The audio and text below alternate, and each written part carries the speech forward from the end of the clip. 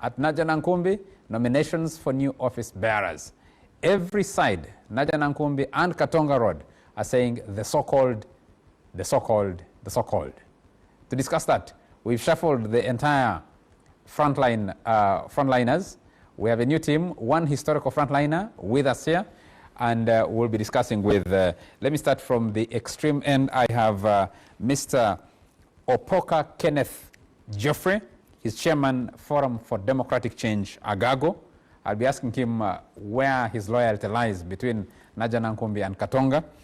We have returning to studio after a very, very long time. I haven't interviewed Jack Sabiti in a very long time. He represented the people of Ruchiga County in Parliament before. Very nice to have you, sir. And one of the founders of the Forum for Democratic Change. Thank you. I have senior citizen, Dr. Miria Koburunga Matembe. She doesn't need any more introduction. Very nice to have you, ma'am. Also, one of the founders. One of the founders of the Frontline. And I have Major retired Awich Paula. He's a lawyer. He's director external affairs of, he says, the mighty National Resistance Movement Party, a former UN judge, expert, human rights Geneva for 8 years, and a former Kadogo of the National Resistance Army. I have online joining us, founding president of the Forum for Democratic Change, retired Colonel, Dr. Kiza Besigye. Doctor, do I have you online? A very good evening to all of you out there in the studio, and a very good evening to all the NBS Frontline audience, wherever you are joining us from. A pleasure to have you, Doctor. Let me start with you. My very first question to you is a very general question. What is happening in the party to which you were the founding president, the Forum for Democratic Change? Well, what is happening in the party is certainly nothing surprising to me. It is something that we have been talking about for quite a long time, only that it hadn't played out its full course. The first thing is that political parties are democratic institutions, or are supposed to be democratic institutions, and they frankly cannot thrive in a very undemocratic environment like we have in Uganda. And especially talking about the circumstance of Ugandan politics, one of the cardinal elements that affects all parties is the commercialization of politics. The fact that in order to access a political office, you need tons of money. And the controller of that money in the whole country, who has locked up all avenues for citizens to access money and thrive in the economy of the country, is Mr. Museveni. So Mr. Museveni controls the country's resources, the country's economy, and we have commercialized politics that needs money. That inherently exposes political actors and political organizations to become vulnerable to undue influence of that who controls the money. And so what we have been having is increasingly people from different political formations possibly remaining with the colors of their formations, but increasingly influenced in the process of their getting elected by by those who control the money, and that is Mr. Museveni and his family. Secondly, what is happening also in the Forum for Democratic Change is against a background of quite a number of our colleagues who have been engaged in the intense struggle since the FDC was formed, and some indeed even before the FDC was formed, and who have been saying now that the struggle has taken a very long time, that people are tired, that we have tried everything. We have tried the elections, we haven't succeeded. We have tried demonstrations, we haven't succeeded. And therefore, and we don't see where it ends. So there are those who have lost faith in the struggle that they embarked on, and who have been seeking that all of us now undertake some kind of a negotiated surrender, that we should talk to Mr. Museveni, negotiate to share power with him, whatever he gives us, in pretty much the same way as some of our colleagues in the other parties have done. Now, these two elements, the commercialization of politics, and of course, hovering over all this is the militarization of politics. So those who want to occupy political offices, and political offices have been made very, very attractive. So many people are fighting to enter those political offices. They are the most lucrative offices in the country. So the influences of these dynamics is what is playing out in the Forum for Democratic Change. As you may have heard, the latest crisis in the party started during the last general election in 2020-2021, when indeed, in pursuit of getting funds for running the party, dirty money found its way, which has now been characterized as dirty money found its way into the party, and has since set the stage for the kinds of things that we had never seen in FDC, especially two things. One, which is elections that are frankly the total opposite of what FDC set out to fight for, the democratic society that FDC, that is underpinned by the FDC ideology. We, for the first time, have had elections that within the party that are a total joke. And the media has been very effective in exposing this, where at the grassroots elections, when grassroots elections were announced, and they were claiming that there had been grassroots elections, many media operators indeed went out to check this, and it was exposed that there were none. And so we have had selections rather than elections, which is a very, very strange and subversive occurrence in our party. But all of it motivated by trying to avert a challenge by members of the party who don't like what has been going on. The second thing that is extremely strange in FDC is the thuggery, the violence and thuggery now surrounding the FDC leaders. Frankly, something that one would never have in the remotest way imagined that such a thing would happen in FDC. You now see the would-be FDC leaders surrounded by people who are hoarding truncheons, and the headquarters is now like a mafia den guarded by all kinds of wild people, and indeed locked. Nobody gets in until there is some special kind of clearance and things like this.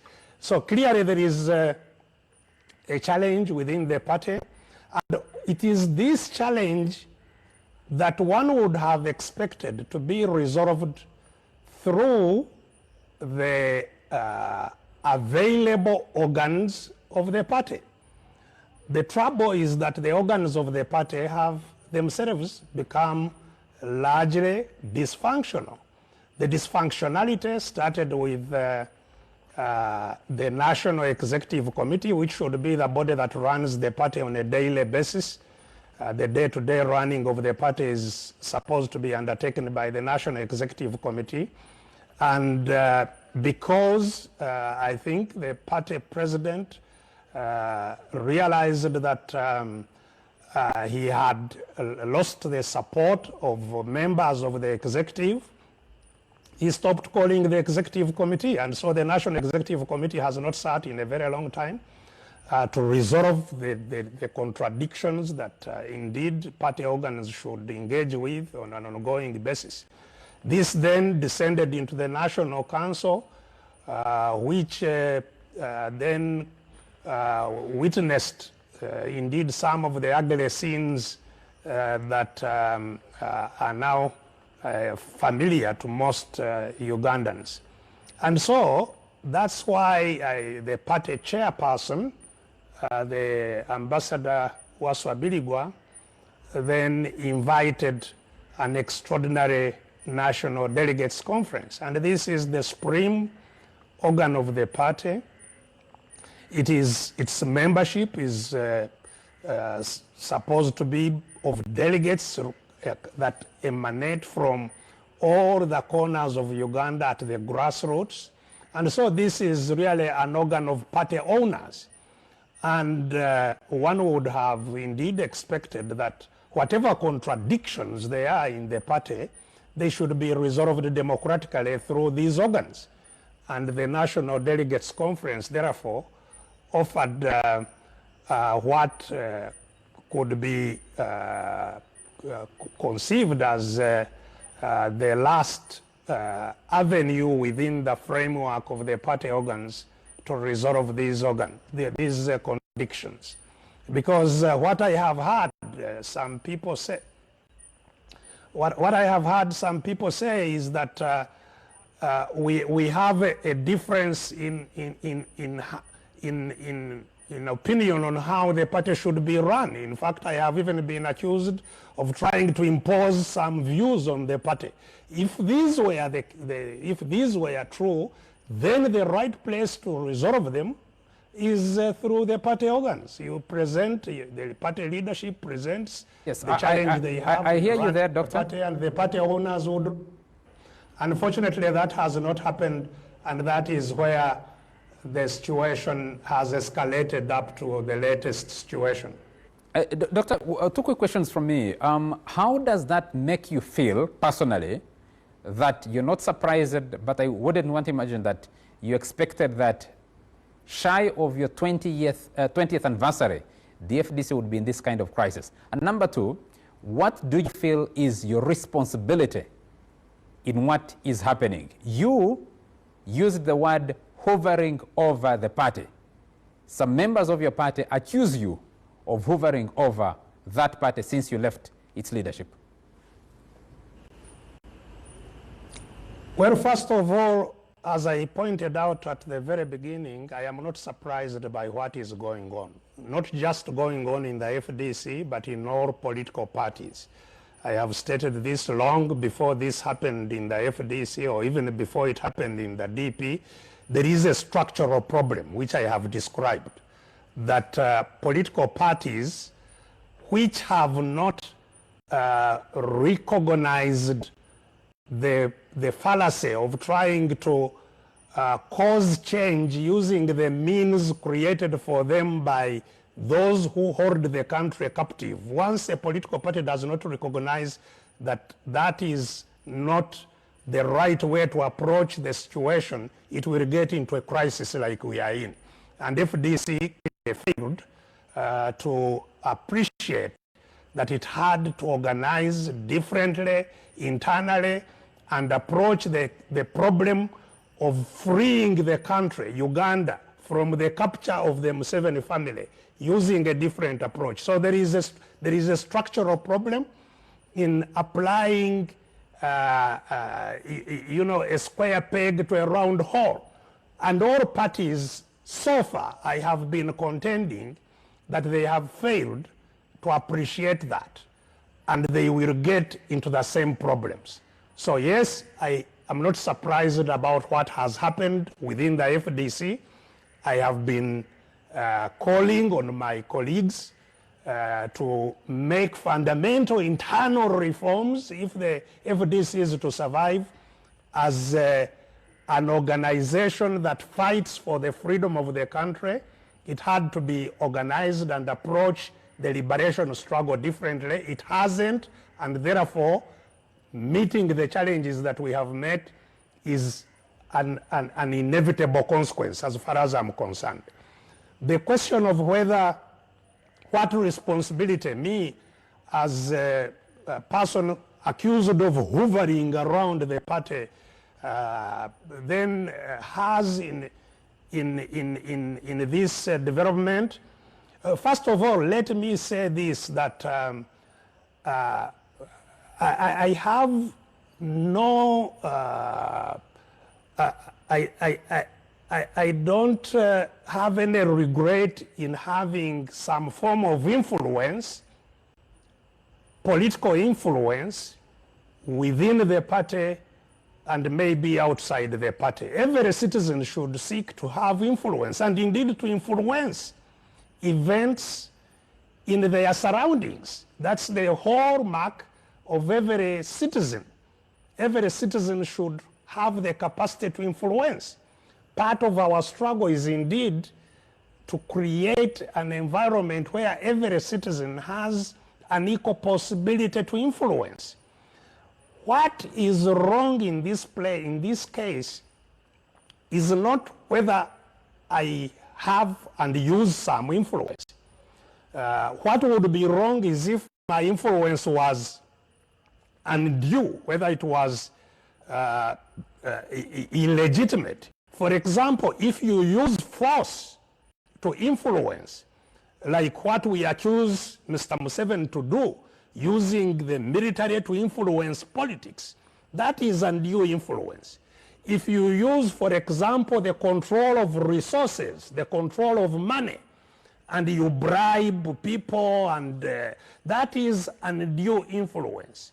But if what you are using to influence are simply ideas, saying that this idea is better than this one, that is perfectly legitimate and expected.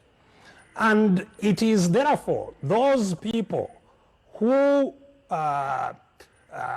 actually are undemocratic that would want to gag some of us from influencing what goes on around us.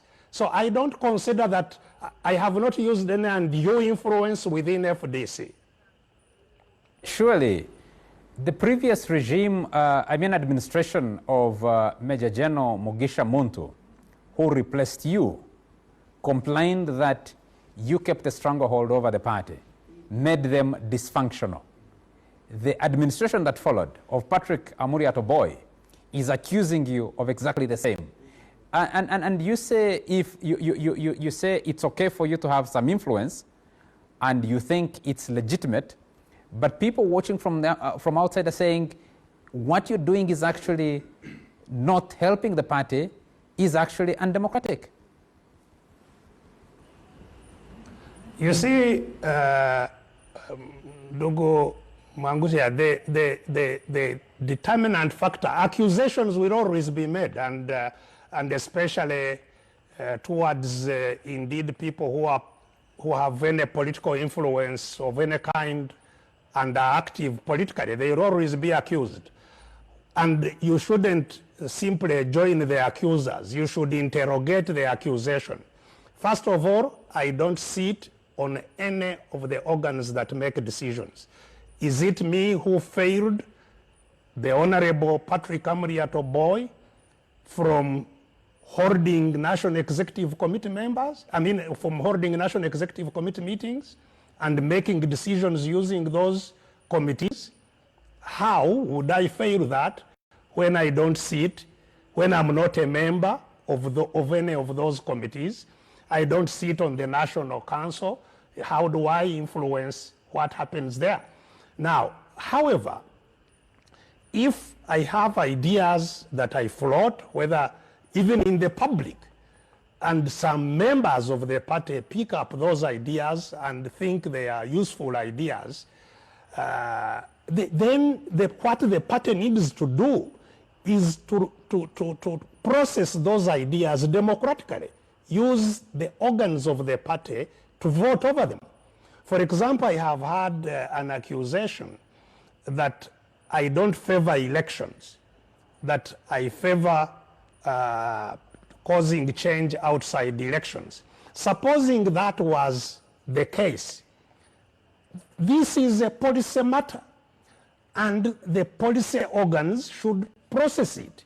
It should be presented. I have never had anywhere in the policy organs of the party where this accusation that I am hearing of has been presented in the last 5 years, and the party has failed to resolve it.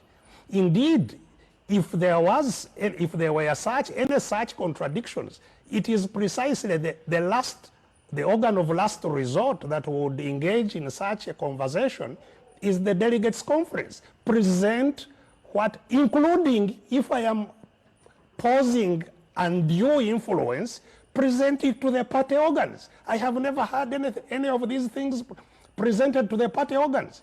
So if you, Mwangusia, then picked, social media chants and complaints, the first thing as a journalist you would need to do is to interrogate the leaders of the party, what they have done to process such contradictions using the party organs that are there. And Dr. Besigye, just before I move in to, I bring in the other guests, the party, some members of your party accuse you of running a parallel group, a parallel organization through the people's government, that some members will not make decisions until they have consulted with you. I don't know how this makes you feel about where this has driven the party. And a gentleman called Chigozi Siraj is watching us, has some questions for you, and is asking, what is the end game for the faction that you now lead at Katonga? Number two is, what next for FDC as a political party? And he also wants to know, why did you not canvass support for Patrick Amuriat Oboy, who was your presidential candidate in the last election? Well, those are a heap of questions. I hope you allow me the time to make quick responses to all of them. First of all, Katonga Road. There is only one party, there is only one headquarters at Najjanankumbi, and that party has organs that are not replicated anywhere. There is only one national executive committee, which is chaired by the party president, and I asked you whether you have asked him in what way I interfere with the decisions of the National Executive Committee that the party president chairs. The party president who chairs his executive should process decisions of the party, and if he meets any problems, he can refer those problems to another organ of the party. I have not heard anywhere in any of these organs where the issues you are raising have been tabled. So are the people running the party oblivious of the organs that have been put in place for the smooth and effective running of the party? Because these complaints could be processed, if they are there at all, they could be processed within the organs that have been set up for the party. So Katonga Road is not an organ of the party.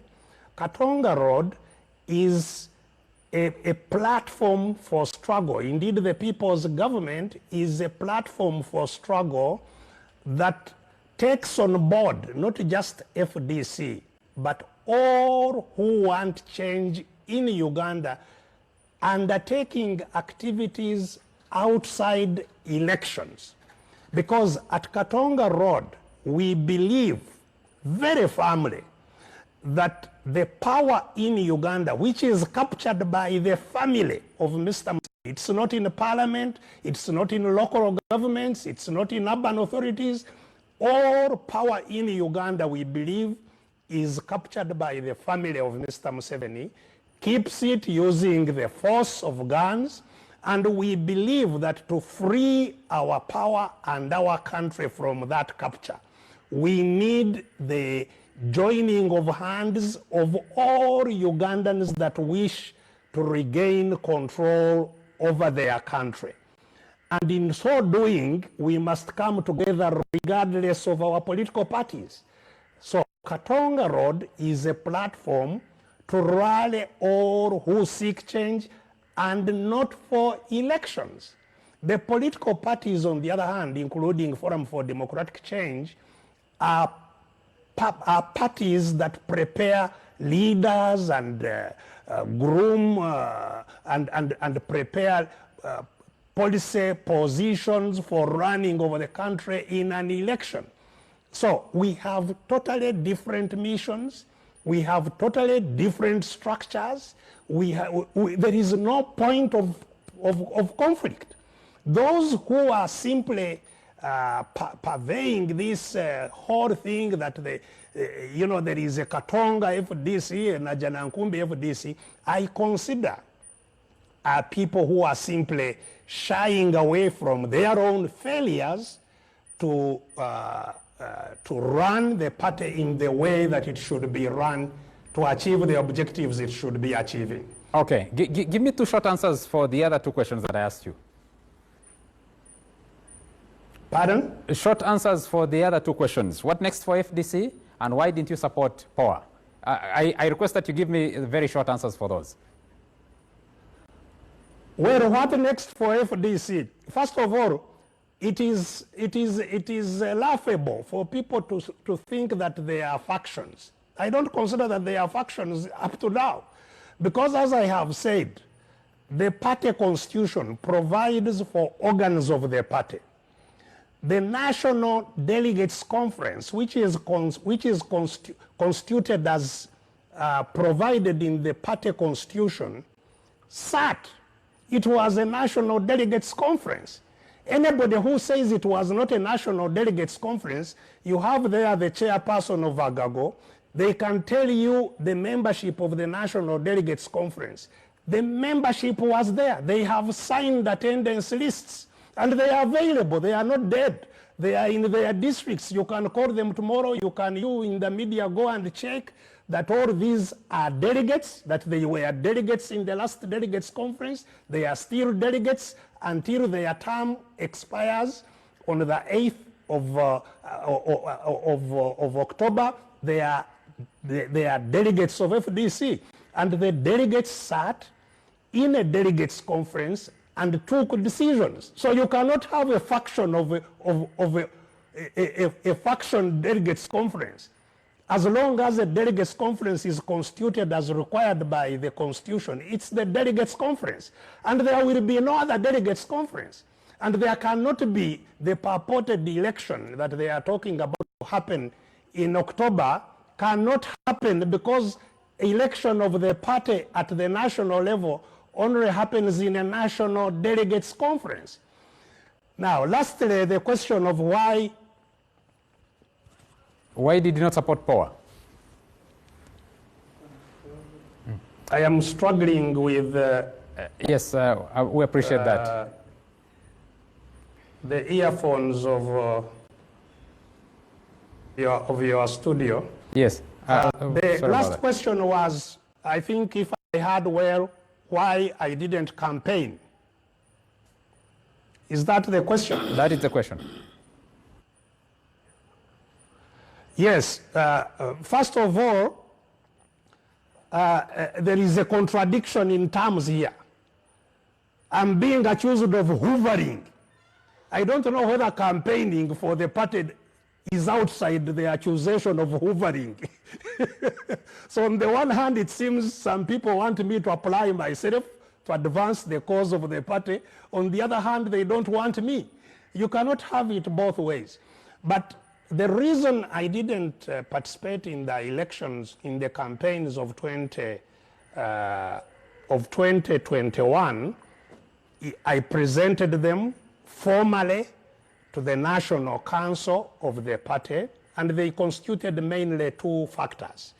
The first one is that ahead of that election, the dirty money came from the very source where we were going to the election to fight to change, you know, and we tried to resolve it ahead of the election. We failed. But secondly, and something which confirmed to me that there was something very, very seriously wrong, was that then the presidential candidate chose to go to a presidential election, a national presidential election, without a campaign management team.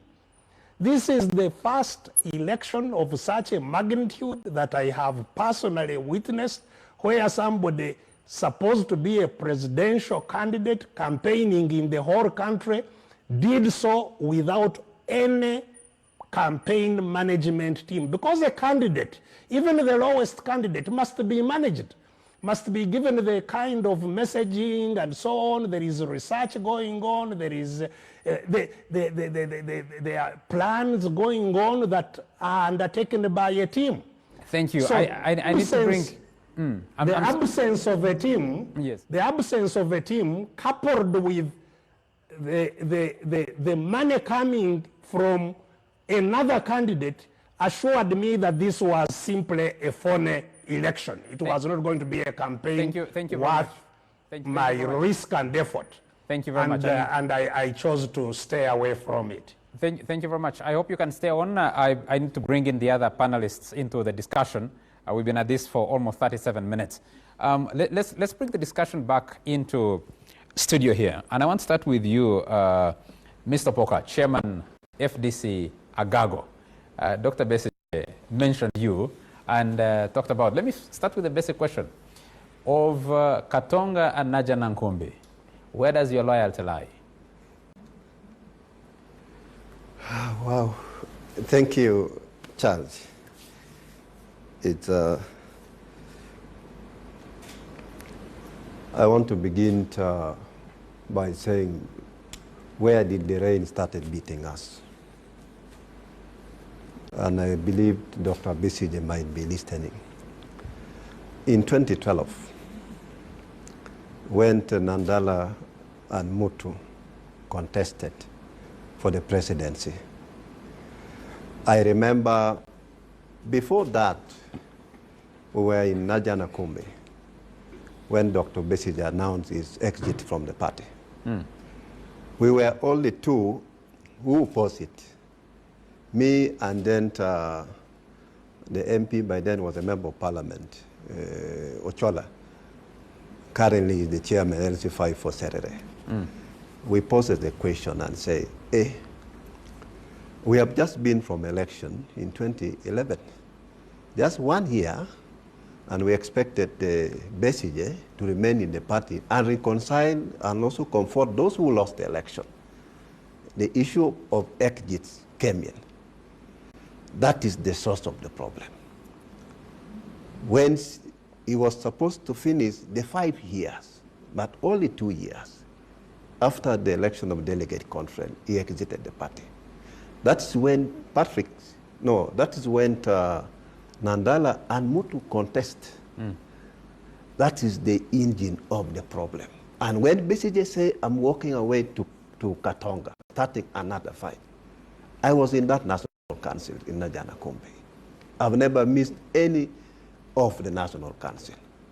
So from that point up to now, we have been having a problem. The election of 2017, I supported Mutu. By the way, even in 2010, even when Doctor contested with Dr. General Mutu. Yes, with General Mutu, I supported Mutu internally because I know him as a person. So in 2017, I also supported him. The campaign which has brought Patrick Amoret to Boy was about defiance. And I believe that defiance is hunting everybody. Even as we were not defiant, definitely that is the engine of the whole problem. So Mutu wanted the structures which we are now talking about. That let's make sure that we have the election of the structure. We cannot board the two approach. We can put the structure of the party and then we have defiant. my mzee here. Let me just take you back a little. Why was Besigye's exit a problem for the party? Why? The reason and why why I has think it lingered for the reason now why, 11 years? Yes, the reason why I said the source of the problem, you know, is exit unprepared. In fact, the preparation that Besigye was going to leave the election. In fact, that is going to get out. And then the children, I would use the word children, the kids or the people whom he had mentored, and they were around him, which include Nandala Mafabe, include my, I don't know, between him and then my mzee who brought each other, and then include Patrick Amurata Boy, who was his campaign team in 2016. Do you know Oboy became the party president because he campaigned for Besigye? Not that Oboy was very strong, no. So people voted Oboy attaching him to Besigye. And because it was a one strategy approach, that is defiance. And now the issue of Katanga people talk about, I was also in that National Council. It was, we don't need to shift the blame. The National Council okay the operationalizing of the two-factor function, the Najjanankumbi and Katonga. That was the mandate given Defiance by... and the structures. Yes, it was agreed by National Council that let us both the two approach. And that is during Muto time when he was the president of the party. So we never had opportunity to recall or withdraw our support from the Katanga. Nobody has brought that into attention of the National Council. So for me, I still believe both Katonga and then Najjanankumbi are one, because the mandate and the people who are there, they were authorized by... Mr. Chairman, how is that possible? You just had a delegates conference that the party president says a so-called delegates, calls a so-called delegates conference. You are having nominations at the party headquarters and they're calling them sham nominations for elections. How can those two people be the same? One. That's why we are having a problem of where if you have, you know, power is very bad when you are given an instrument of power. If I take you back, I know what has been happening. One, the issue of the election they are talking about in the National Council, when I was there, I was the one who proposed and say, since we are going to have the structures, let's put it at regional level. Whereby we expect Jacksabiti, the entire team of the FDC, go and come in Acholi, go and come in Kigeji, where we have the party president, the secretary general, all the support of the party, go and campaign and put structures. It was accepted. And then what happened? That is now the question where some of us now are asking. We resolve in the National Council and let's have regional election. We move the entire Najjanankumbi to Karamoja. They put structures, then they move to Acholi, they move to West Nile. But from nowhere, we woke up in the morning and got some information that go and conduct the election. They're calling us back and say, okay, the resolution which you people had made here, we failed to implement it. Let us now revise. That did not happen. Two, the issue of the dirty money, which has now came in. Even when the matter was brought, it was brought by Dr. Besigye. None of the party members knew about this. For me, I had it at rumors. But during the National Council, when Dr. Besigye was called to address us, that's when he said, you people, you helped me. There are this money who came into the party and was brought to my home, 300 million. So you need to. Immediately, Nandala came to defend himself. After hearing the conversation and the submission from the two, I was the very person again who submit. I said, please, can we stop this discussion? Can we refer this matter to the Council of Elders?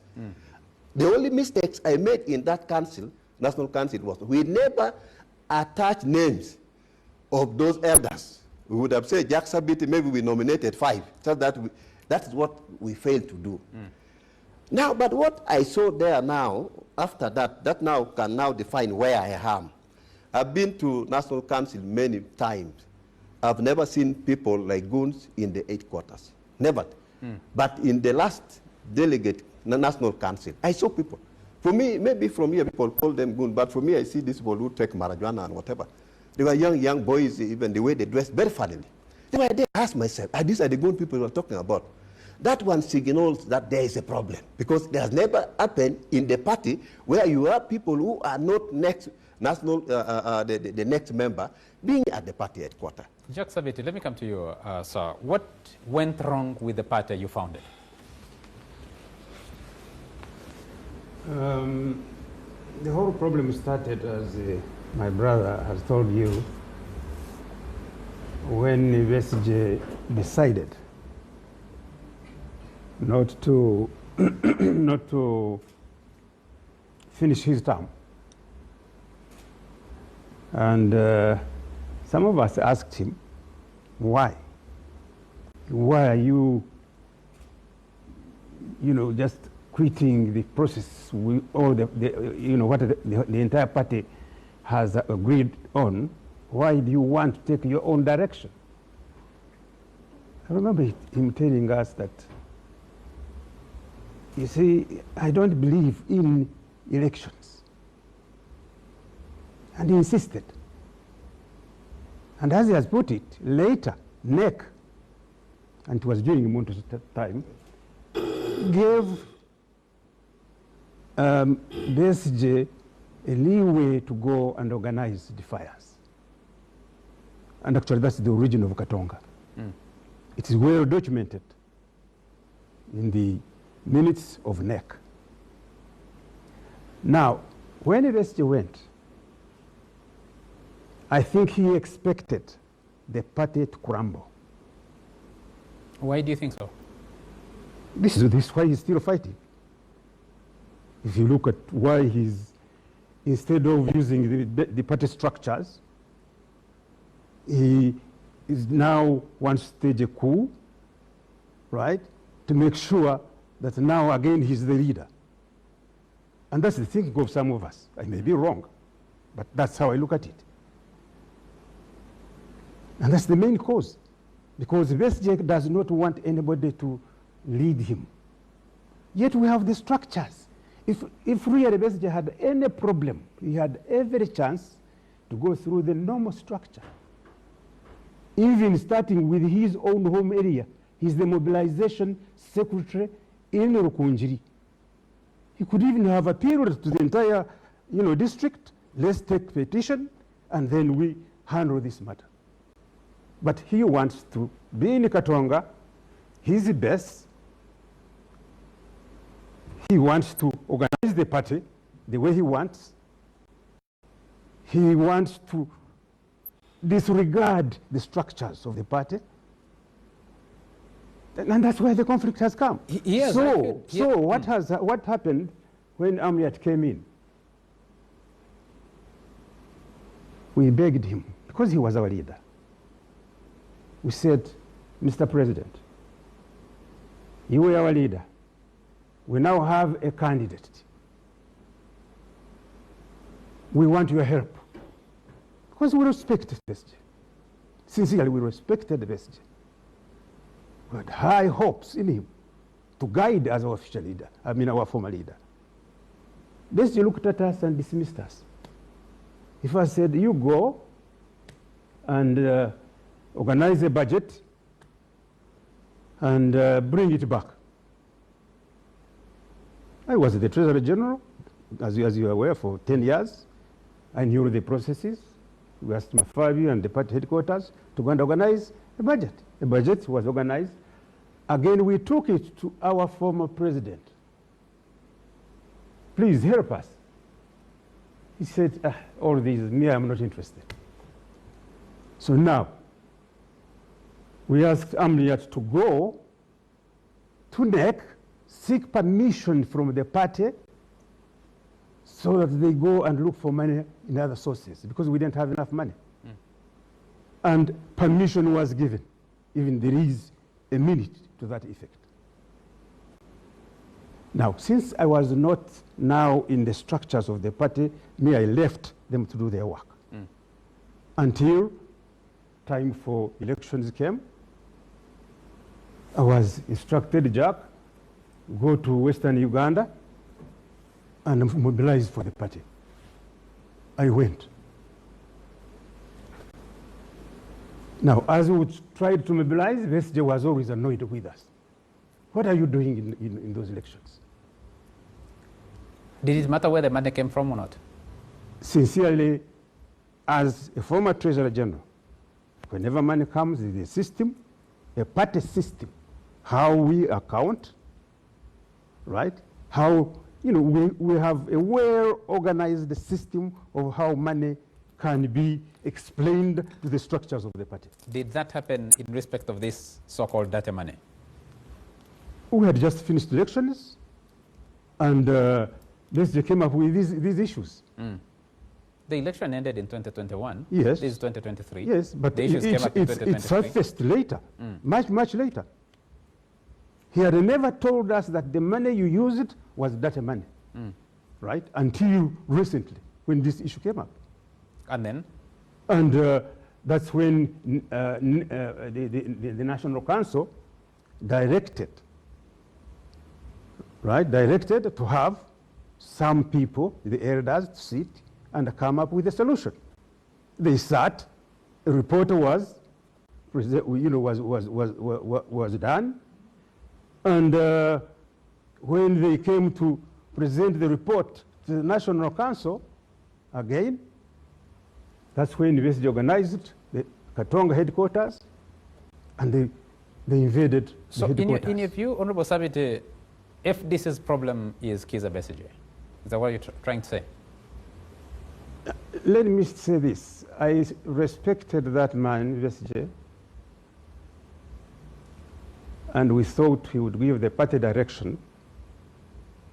But later, he diverted to individual interest, to lead. And that reminds me when some of us were for him and not Muntu, we were looking at him because he had been the first person there, and we felt he should continue for some time. But we had not, analyzed whether Besigye was doing it because of he himself or the party. So when he went to Katonga, when we gave him permission to go to Katonga, that's when some of us who were part of it, Katonga, I was a minister within, the people's government. The people's government. And I started questioning within, even before these things started. Did you get answers? How are you mismanaging the structures of the party? He would get the most mobilizing person in a structure, and he makes him a governor in the other one. I said, but can't you get someone else? Why are you taking only our people? Those people who are really doing good work for the party. And he disorganized the whole system. No wonder when, after refusing to campaign for Amri Atoboy, he expected the party, to question him. And we were questioning him. Why didn't he? And that's why the issue came up. Why? All of us have campaigned for you. All the years you have been a president for the party. Why are you refusing to campaign for your colleague, the presidential candidate of a party? He refused. And later now he comes up with that money. That the money you used came from Museveni's side. We had held a meeting at his house. I told him, the processes, how we should account for the money. During his campaign, Dr. Kizza Besigye, during his campaign, or the monies that we organized and collected and he used, up to today has never accounted for it. Up to today, he has never accounted for it. So I find it strange, a man who never counted is now demanding, right? A man who has just, finished his elections to account. He's not asking for accountability, he's asking for the source of the money. Yes, the source of the money. Yes. We have systems, we know. I'm no longer now in that structure, but there are systems. And that's when we asked Besigye, you have never counted for all the money that we gave you and you used and you collected from even other sources. Why don't you go to the headquarters? because you were our president. Go to headquarters, sit down with accounts. If you are suspicious, they will tell you maybe where the sources of the money came from. Honorable Jack Sabiti, just hold it for a moment. Let's take discussing the crisis within the national, the Forum for Democratic Change, which held a national delegates conference at Katonga and is holding nominations at Najjanankumbi. What does that mean for the future of the party? The Katonga meeting suspended Patrick Amuriat Boy as party president, replacing him with Elias Lukwago as interim president for the next 6 months. The Najjanankumbi group is holding nominations and today nominated Patrick Amuriat Boy to run for the presidency of the party for another term and Nandala Mafabi to run as secretary general. What exactly is going on and what is the future for the Forum for Democratic Change? Dr. Matembe, let me come to you. Jack, I'll come to you. Honorable Sabit, I'll come back to you in a moment. But Dr. Matembe, looking at what is going on in the FDC, looking at what is going on in other political parties and the struggle that has been going on, some people call it to liberate the country from the leadership of President Yoweri Museveni and the NRM. What does this make you feel? How do you feel about this? Me, as I sit here as a Ugandan who has seen Uganda through all these suffering times, I don't look at FDC just as a party which has fallen apart, but I look at Uganda and feel so sad. Because I'm a Ugandan who had seen all the suffering, Obotetu, then the Mwanga, then all these governments, and eventually NRM comes in as a redeemer for this country. And we embrace it. And me, when I was UPM, I think you were UPM, except that I didn't go to the bush. When going to the bush came, I had my young family, I couldn't leave them, but of course my uncles, my cousins, they went to the bush to fight. We prayed, they came, and they delivered this country from a ditch. And they had their 10-point program. And we saw this is what we needed. And we embraced it. And as you know, I made the constitution. Commissioner, CA delegate, you are with me in the CA delegate. And we thought we have put Uganda on the right track. And we thought never again shall we go back to fight, not to change power through election. For me, actually, I thought that, we have done it. This is the beginning of building Uganda, and therefore, we shall never have these fights again. We are going to build new political parties, and we used to say it within the NRM that the good NRM will be the mother of the good political parties that will come out to move our democracy forward. We used to say that. Now, before then, for me, this thing of FDC collapsing the way it is doing is not new to me. And in the midst of the political environment that is going on, as Besigye says, which cannot allow parties to build, I was not surprised because it is not the first time. I was here, not a politician, but still young, but UPC had UPC Enkomba and UPC Omfunguro. There was UPC the concentrated and UPC the dilute. Now, come down with the national resistance movement. We came out all movement, but by that time, we went into the political parties. It had already gone we and they. You get it? Conquer and dilute again. Conquer and dilute again. And of course, it failed. UPC failed and went like that. And then the movement, of course, eventually, the movement failed. The national resistance movement by the time we formed the parties, because of we and they, it had already disintegrated. Okay?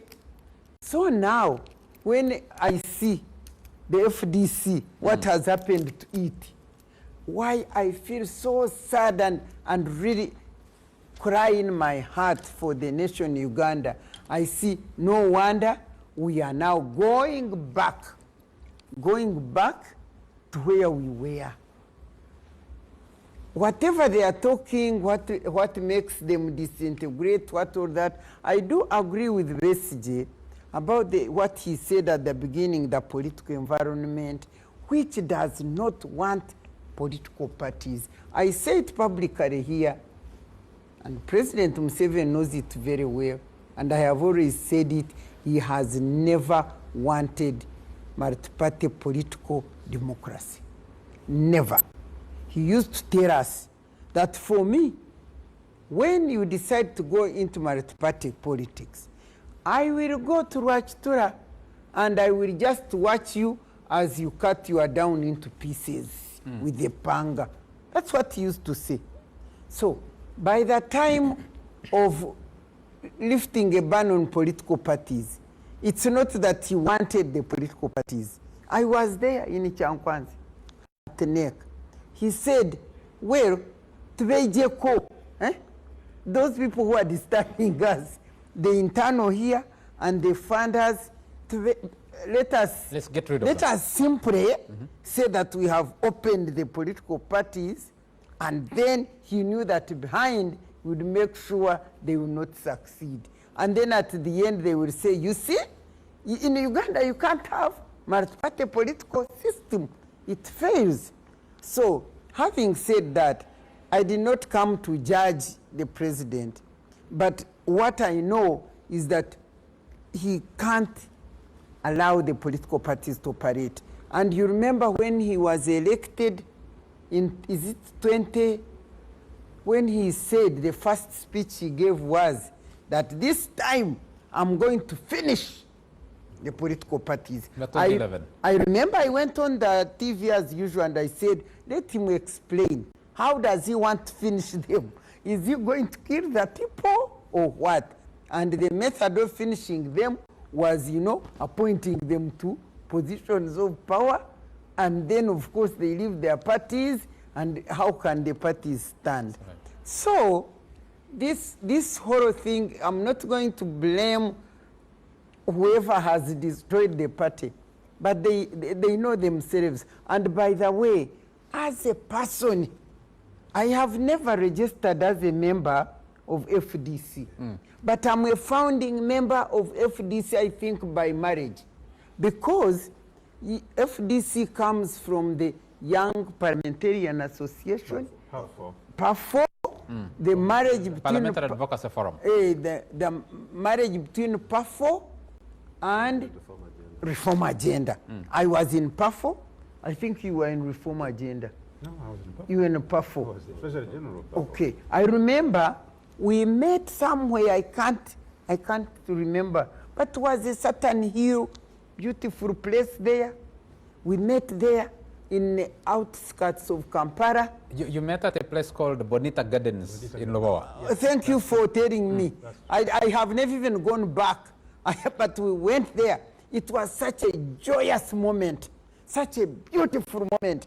I think we even danced. That's why you finalized the Constitution. Yes, we were very happy. And the name Forum for Democratic Change was announced, and we were very excited, and we said, very good. And this was after lifting the ban on political parties. And you know what? I even discussed this matter with President Museveni.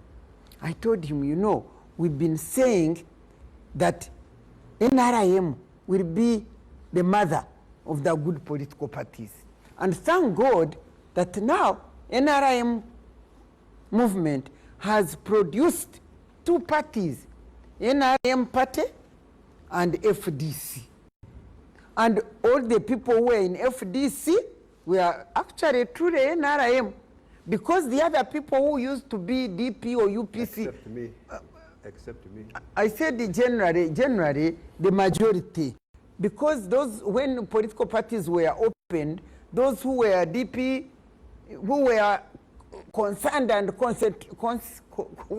conk went into their DP. Those who were conk UPC went into their UPC. Those who had given up parties and joined the movement went into the NRM party. We, who had been disappointed by the movement because we knew it was going on the wrong track, we went into FDC. So we were children of the movement who mainly formed FDC, and then the NRM party. And we thought, you know, I told him, you know what, you don't fight FDC. I said, these are the children. I asked him, would you go and fight Muhoozi to inherit your family, not the country? That if this is your child and you are going, would you fight the child, not take your seat? I said, all these Muntu, all these Besigye, all these people were with you in the bush, you fought, you delivered Uganda, and now they are going into the party. You are going to be a founding father of the good multi-party political system in Uganda. He told me, yeah, I'm not going to fight them. I said, don't fight them. You will get like 60%, they can get 30% in elections, but at least we shall begin a journey to political parties. The man told me, yeah, he was not going to fight them. And you know, he was going to Pan-African Parliament for meeting. When I was there, what do I hear? Besigye arrested and put in prison, Simon charged with raping a woman. I said, is this man we discussed, and he told me this. And then I gave him up. I knew he didn't want political parties. So, FDC, I'm not going into the details. It is so sad, as people who were joyful and celebrated the formation of our party, although eventually I never registered as a member. Why did you register as a member? Because for you, you don't know. The betrayal, the sense of betrayal that I got from President Museveni, a person I embraced wholesale as the river of this nation. You didn't want a second heartbreak. As the river of this nation. No wonder God says, don't trust a human being. And from that time, I could not trust any other human being. Thank you. And that's why I never registered as a member, but I knew our party was there, and I was supporting it, of course, when they are doing their work. But you know very well, right from the beginning, he started, though, it was fought right from the beginning, the rest get tortured and all this kind of thing. It has never been given an environment to operate. Therefore, I conclude by saying it's very unfortunate, it's very sad.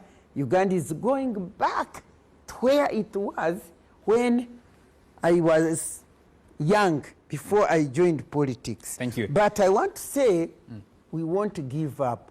So, people like us who know that it is God who holds this nation in his hands and he's in control.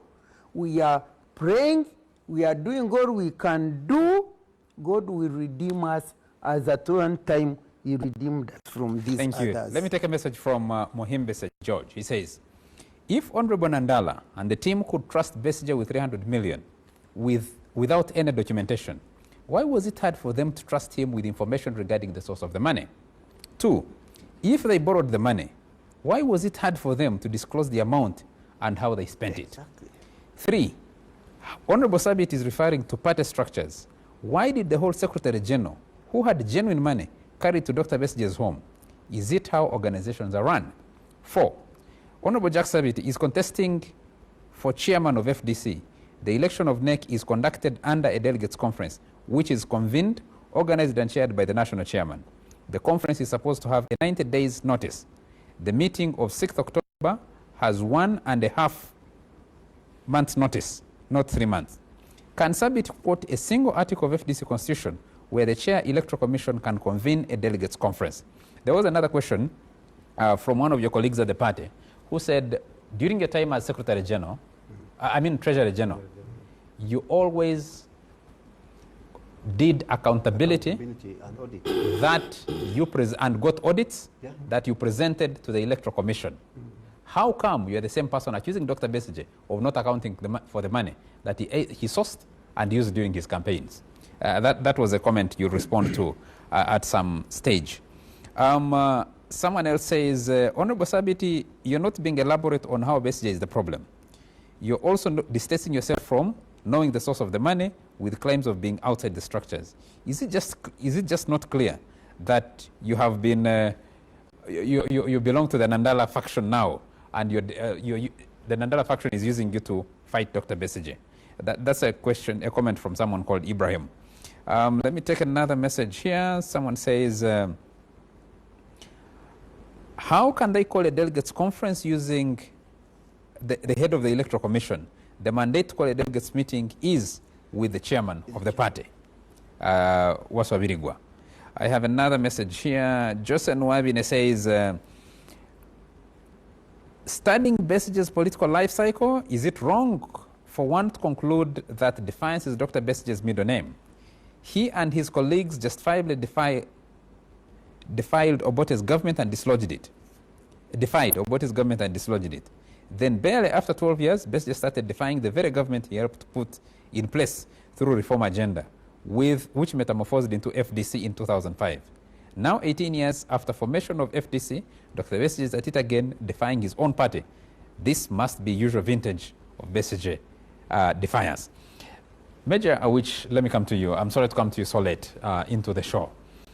Quick question. The larger problems, FDC, many people look at it as a manifestation of the larger problems of the country. And Dr. Matembe has just articulated that.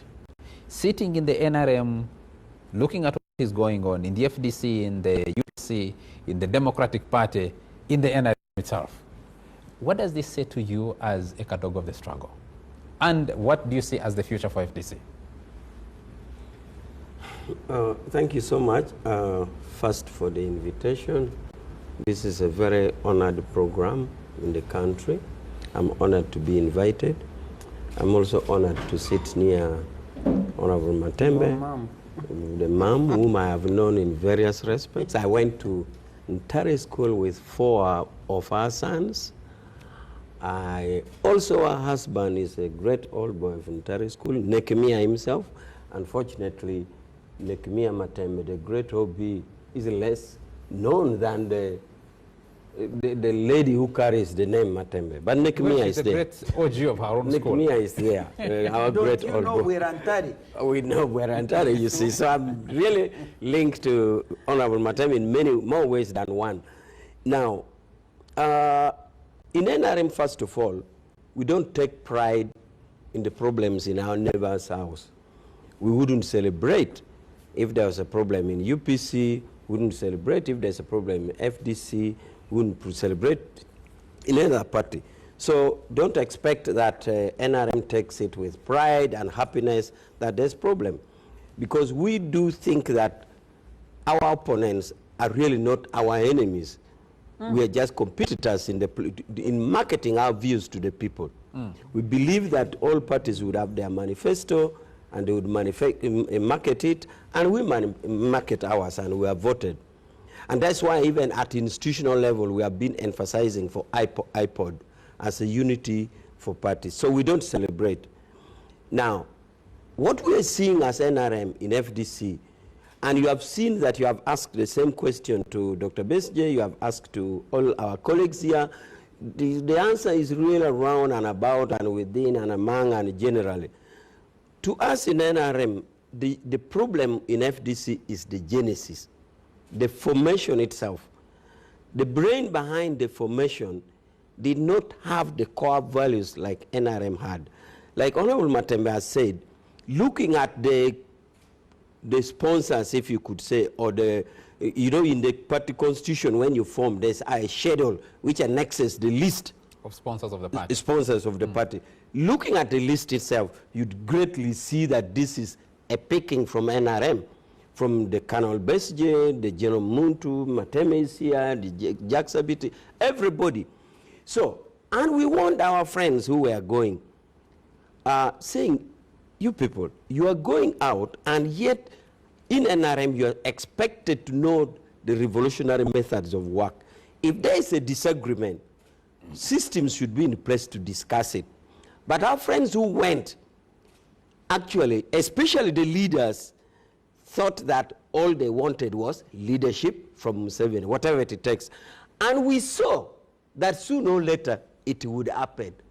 It would collapse for the reason of the formation itself. The meeting in Chankwanzi that Honorable Matembe is saying, I was there. Honorable Matembe, you remember Bidande Sale was putting on this thing in the neck. He had this thing in the neck, and Bidande Sale really submitted in that meeting. The point there was, true for us, and I still honestly believe that NRM had negative views about what the Western world called pluralism. Okay? We still believe, for example, Honorable Mateme knows that under the NRM system where we are all one, you could censor a minister. Okay? Because all of us are one.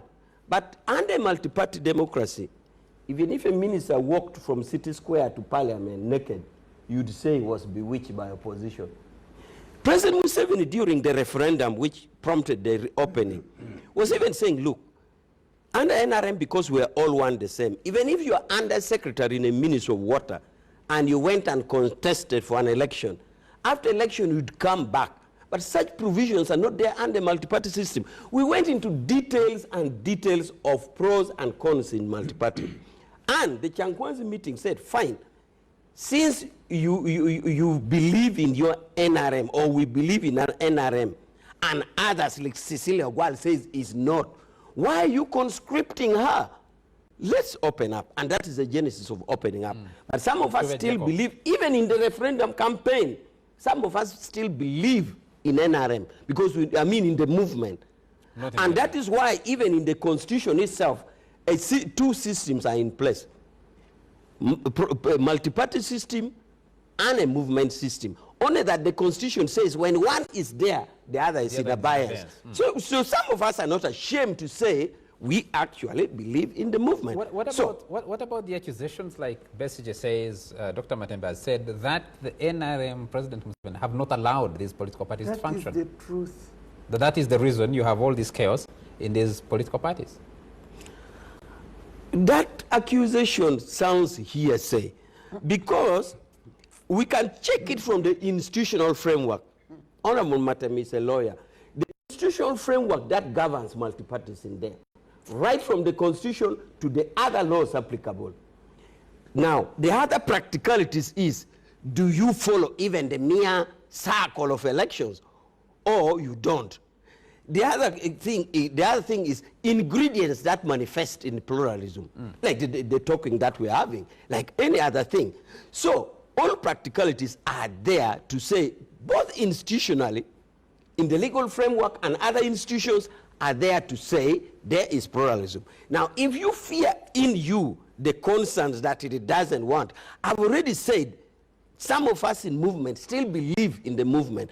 But that being said, that whether you believe in it and you have your negativity about multi-party, the constitutional provision now is we are multi-party, and we are playing by the game. So it is now your wishes vis-a-vis the reality. You may wish, but your wishes were defeated at the referendum. So now, no, the wishes of those who still think they didn't want multi-party, the wishes were defeated at the referendum, and therefore, even if I still believe in the movement, I can't now do otherwise. We have to play by the constitutional provision. And if you say, therefore, President doesn't wish, are you talking of each wish for the love for the movement system, or that is actually frustrating? Dr. Matembe wants to respond to you. Yes, because for me, you know, you are my son, as you said. I'm a person who speaks the truth and who speaks from reality. Really, any person who lives in Uganda, who sees that the only party that is free to organize, to open office, to organize rallies, to do what it should do as a party, anybody in Uganda who sees It's only NRM. it is only NRM, which they don't even ask any permission, they don't do anything, They go and organize their rallies and do what they want, and let FDC now say we are having a rally in this place. And they take the letter to, he's a lawyer. When you take a letter to the police, you are not supposed to ask for permission. You are informing and saying we intend to organize a rally. And why shouldn't any parties in this country organize rallies, go and open office? What I'm talking about, do you see when recently this man who, Noop, do you know how much we shouted and said, why should, for instance, MK traverse the country and organize when he's a working, an army officer, working officer who has not retired, goes there, and yet other parties cannot go. I think now they decided and say, well, to free the other one, let us also allow this Kyagulanyi to move around. This is the first time Kyagulanyi went, for instance, to move around. So, my son, you mean you don't see the wrong and the clause of political space and civic space for any other people who want to organize except NRM? Hold it a moment. Let's bring back Dr. Kizza Besigye because we'll release him after about 5 minutes. I also have to answer. We'll come back after to him in a moment. Let me just take a couple of messages and I'll come to you, Honorable Jack Sabiti. Andrew Irumba is watching us and says, so now KB has two liberation struggles to deal with, one from within and then the national one. Won't he die of stress at age and then the Nandalas will be in charge of collecting Mabogo? Museveni said there will be no opposition by the next presidential election. I see it coming. When you see how Nandala and team are addressing KB like a small boy, now you can't fail to start fearing politicians. Look at the sacrifices of KB for FDC and see how they are treating him. Rest in peace, Forum for Democratic Change. That's Andrew Irumba. Another viewer here says, I have a question for Dr. Kizza Besigye. I believe he's watching you. You asked him a question, why didn't you support your candidate, Engineer Patrick Amuriat, during the 2021 presidential elections? His response was that the main reason why he did not participate in the general election of 2021 was because of the dirty money. Why did he wait for almost 2 years now to talk about the said money? Yes. Doesn't he think it would have made more sense to raise the issue then rather than coming now out after Semu Junganda had blown the whistle? William Mubiru, Chadondo, Nabingo, but currently watching from his village in Rutoma, Bwizwera Kashari. Hey, yes. from my home. Yedidia Nyakahangura says, discussing FDC or any other party is a mere discussion and treatment of symptoms. The real problem is the death of good governance. Yes. The real treatment lies in having a national dialogue among those whose recommendation should be formation of a unity government with General Mugisha Muntu as the head. We go back to a single party system and suspend elections for at least the next 20 years. Yedidia Nyakahangura in Kashenyi. Bushenyi. Retired Colonel Dr. Kizza Besigye, former president of the Forum for Democratic Change, joining us by link from Kasangati. We have in studio, we have Opoka Kenneth Geoffrey, FDC chairman for Agago. We have Major retired Awich Paula, who's a lawyer and NRM member. We have Dr. Miriam Matembe, and we have the Honorable Jack Sabiti. Dr. Besigye, I'm going to give you very limited time, very short time, so I hope that you can keep your answers, your responses very short. Some issues were raised from your discussion earlier. Some questions were asked by some members of the audience, and would like you to respond to some of those if you remember them. I don't want to summarize because I'll pick out what I think is important, but you listen to the questions and the comments, especially from the Honorable Jack Sabiti. You left in 2012,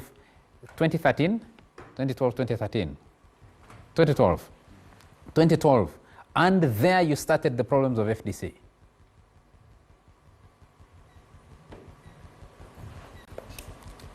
Well, thank you very much. As I have been very clear, I have been at variance with the leadership of FDC actually since the end of the election of 2011. And that was because, as I have said time and again, that election was a turning point for me regarding the strategy for causing change, because it became abundantly clear that from the level of institutional capture, from the level of militarization of elections, from the level of commercialization, there was going to be no way in which any other candidate, regardless of what level of popular support you amass, you were going to be announced as the winner of the elections. And so I tried to convince my colleagues in the party that we needed a different approach. First of all, that we needed to reorganize ourselves internally, be internally differently organized. In other words, to change our constitution to fit the new task that I thought was ahead of us, which was liberation rather than contestation through elections. This view indeed did not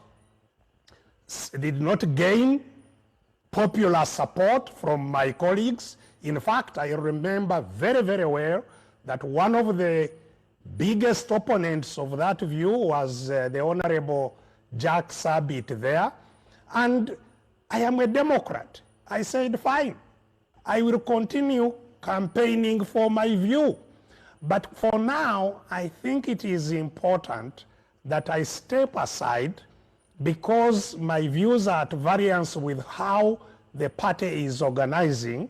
Let me continue rallying the Ugandans in a different way while the party continues on its mission. And I did not in any way, detract from what the party was doing. It was an internal conversation. The party continued, and I continued with the process of defiance of the regime that I thought had now to be fought, rather than just an electoral contestation. And that's how we got involved with the Activists for Change, F4C. And indeed, that's how the party elected a new leader. So, political disagreement within the political party is perfectly healthy. All I have been emphasizing is that that disagreement must be managed through the democratic processes of the party. So I presented my own view, which was different from the majority of the other leaders in the party.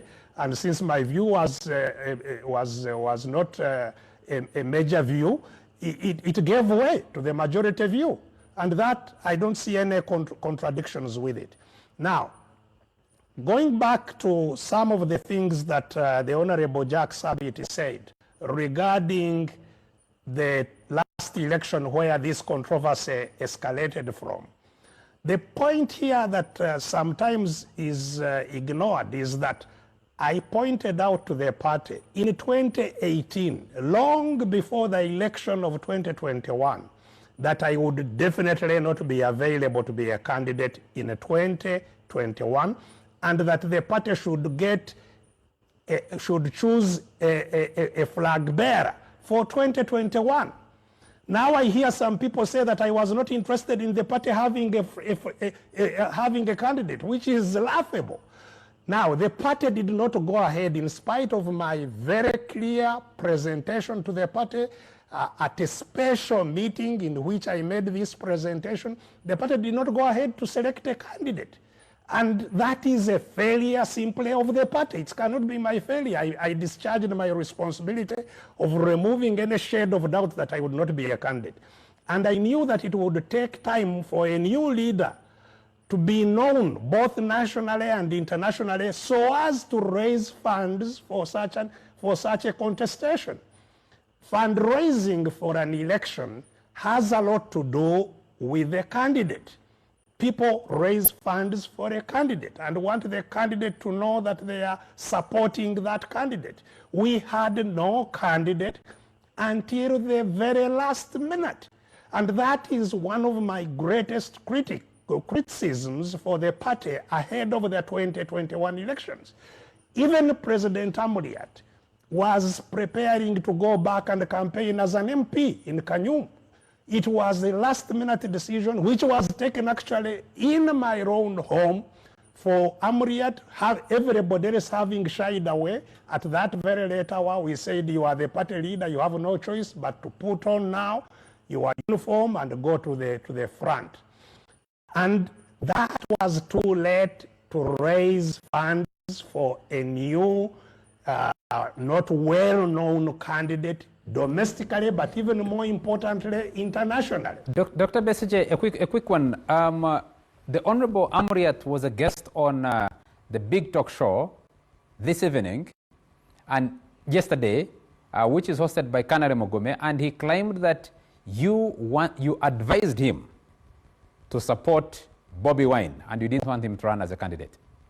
How do you respond? Very disgraceful presentation, as I have said to you.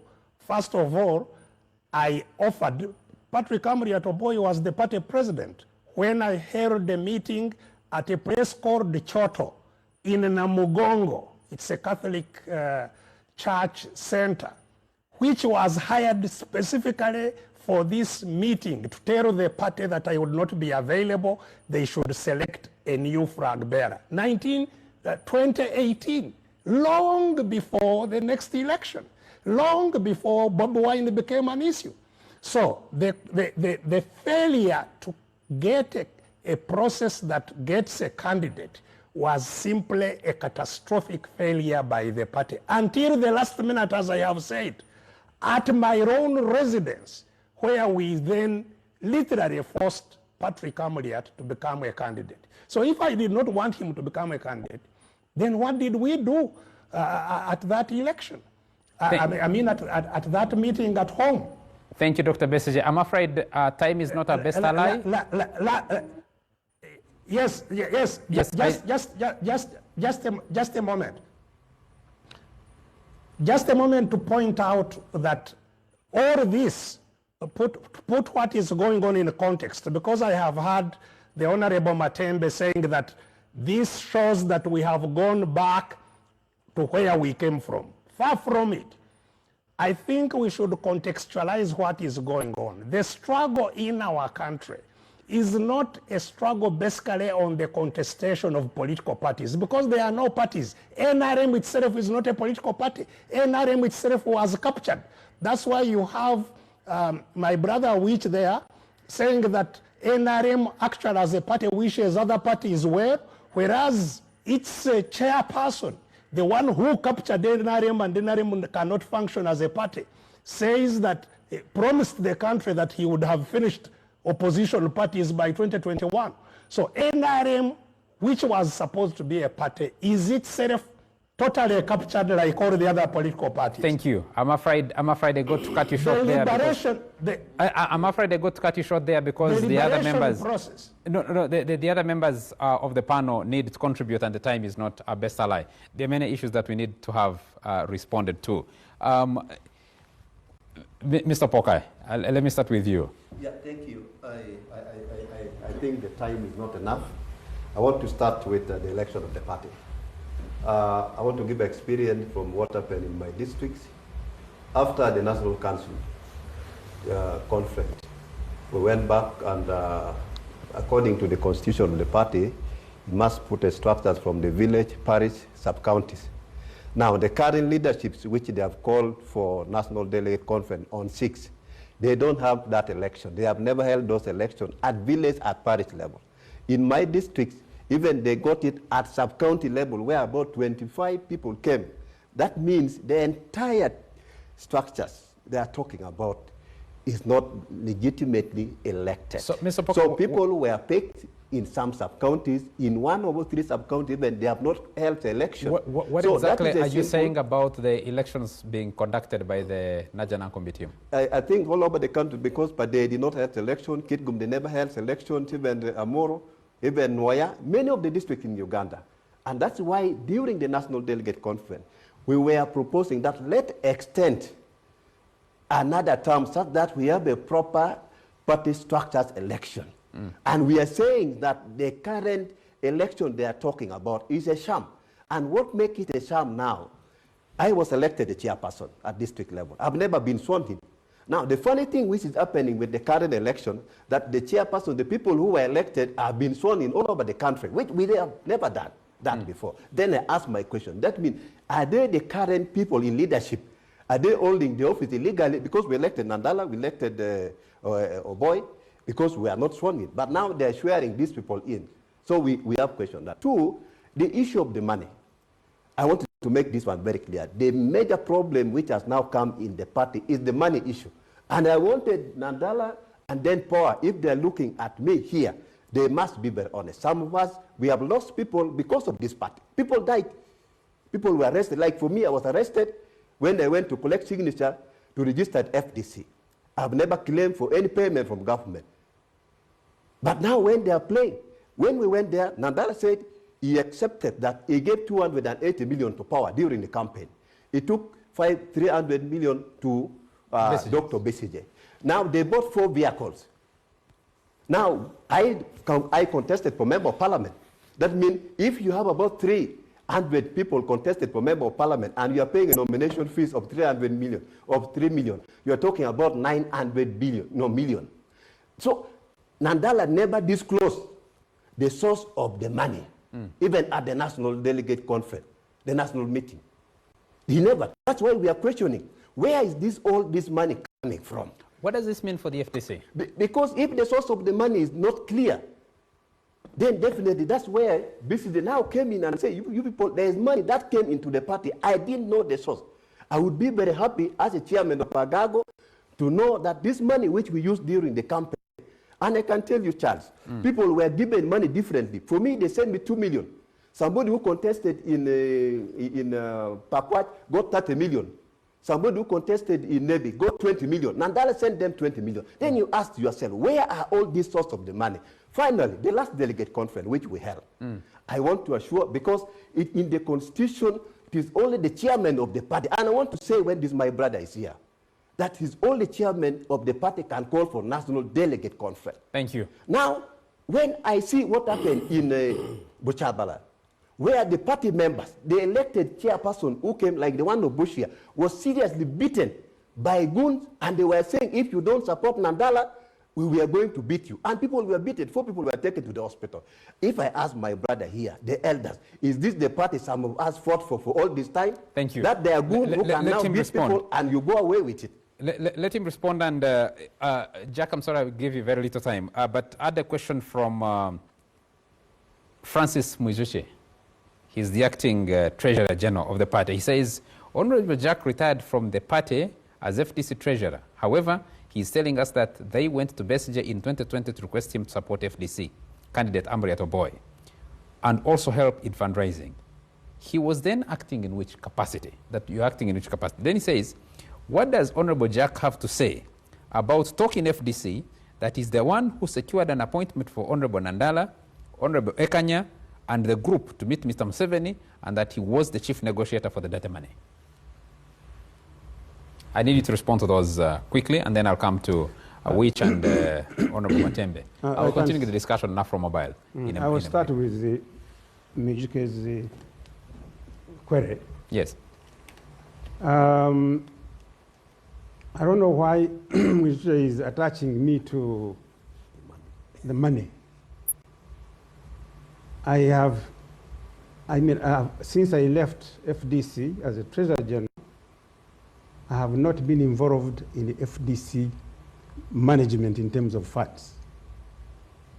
I'm only involved when they call me as an elder, to handle certain issues. Therefore, to say Jack Sabiti mobilized these people. And from other sources, I've been seeing that, you know, I accompanied those who are going to get money. I want to inform Besigye that Jack Sabiti has never received money from Museveni. I've never taken anybody to Museveni. In fact, this is a joke. I think he's trying just to cause a joke, right? So I don't see why he's associating me now with that money. I am not a Treasury General. I'm not a Secretary General, right? Well, you could have contact. Yes. You could have contact with President Museveni and you can book a meeting, Well, wouldn't you? Look, the other time I told Dr. Besigye that if Jack Sabiti wants to see Museveni, I don't go to see Museveni on behalf of the party, right? What's wrong? You see, they want to teach us to hate, that what you hate, I should also hate. I don't hate people. I don't hate my opponents. I go into constituency and compete, and once I lose, I lose. Do I have to hate? No. I don't have to. You don't have to teach me to hate. And that's what I hate about their group. Actually, they are trying to teach the young generation to hate others within the party and outside the party. So I want to make it clear here, Honorable Besigye, I have never taken anybody from the party headquarters to go and look for money anywhere, either Museveni or any other. Secondly, as a Treasurer General, indeed, as I have been asked here, I accounted for every piece of money except money collected by Besigye, which he used in campaigns, right? And he knows, he never. So which money did you collect that you accounted for? The other sources of money. The Constitution gives us, you know, sources of money. But those which were collected for campaigns for Besigye was never accounted. You can even go to the headquarters. Do you find it strange? Do you find it strange that this so-called dirty money, its source can't be explained to anybody apart from the person who brought it, and maybe a handful of other people? Its accountability is unavailable. Its distribution is unclear. Do you find this strange as a person who was party Treasury General for 10 years? Yes. If a member of a party like my brother Chiza Besigye has a complaint about that money, what he should have done is to go to the party headquarters, because that's his headquarters. No, that's not my question. Yes. Let me change my question. Yes. Would you want the source of that money explained to you as a party head? Maybe for you. Of course. Yes. Of so course. are you surprised that that is in not fact, being... in the National Council, they requested for that. So are you surprised that that information hasn't come out up to now? If the money was borrowed, where it was borrowed from, terms of its payment, as we have had, is that strange to Has you? Besigye gone to the party headquarters and he finds that money they are talking about, whether it is the right money, that it has not been accounted for in the party headquarters?